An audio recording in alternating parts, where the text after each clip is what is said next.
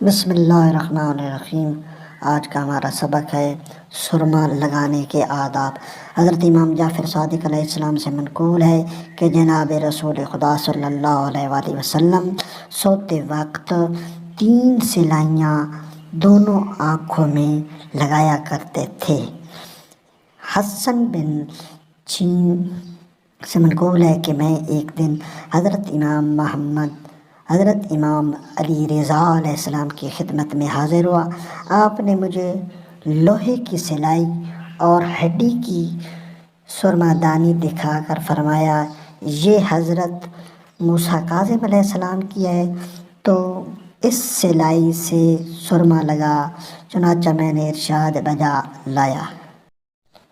حضرت امام جعفر صادق علیہ السلام سے منقول ہے کہ رات کو سرما لگانا باعث منزات ہے اور دن میں موجب زینت ہے۔ حضرت امام محمد باقر علیہ السلام سے منقول ہے، سرما لگانے سے منہ میں خوشبو پیدا ہوتی ہے اور پلکیں مضبوط ہو جاتی ہیں۔ روایات میں ہے کہ سرما لگانے سے جمع کی قوت بڑھتی ہے۔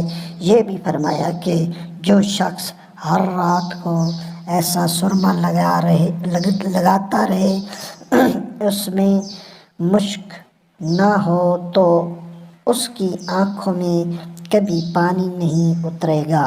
حدیث میں ہے کہ مولا علی علیہ السلام سے منقول ہے کہ جو شخص سرما لگائے تو طاق سلائیوں کا حساب رکھے اور اس کے برخلاف کرنا بھی کچھ مضائقہ نہیں۔ جناب رسالت مآب علیہ صلی اللہ علیہ وآلہ وسلم سونے سے پہلے 4 سلائیاں دائیں آنکھ میں اور 3 بائیں آنکھ میں لگا کرتے تھے۔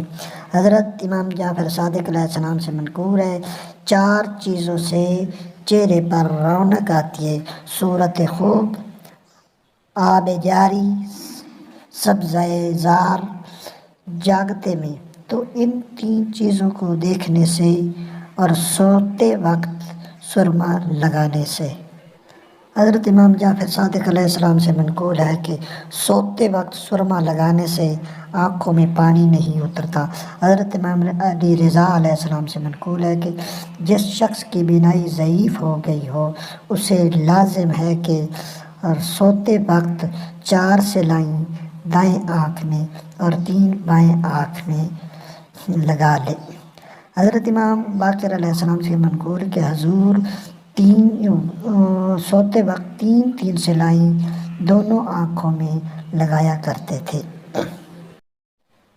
فقہ رضا علیہ السلام میں منقول ہے کہ جب سرما لگانے کا ارادہ کریں تو سلائی دائیں ہاتھ میں لے کر سرما دانی میں ڈالیں اور بسم اللہ کہیں، اور جب آنکھوں میں سلائی لگانے کا ارادہ کریں تو یہ دعا پڑھیں: اللہم صل علی محمد و آل محمد۔